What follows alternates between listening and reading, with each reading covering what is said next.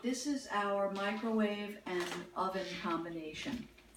This is the microwave, and below it is the oven. First, I'll show you the microwave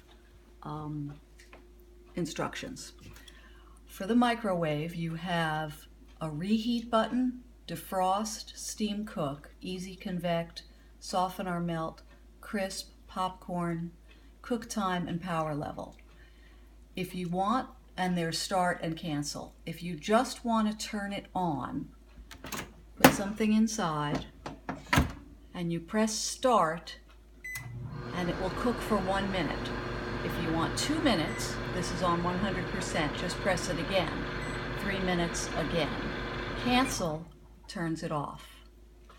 Any of the other controls, for instance reheat, will ask you questions. For instance, is it a meal, a casserole, a beverage, etc.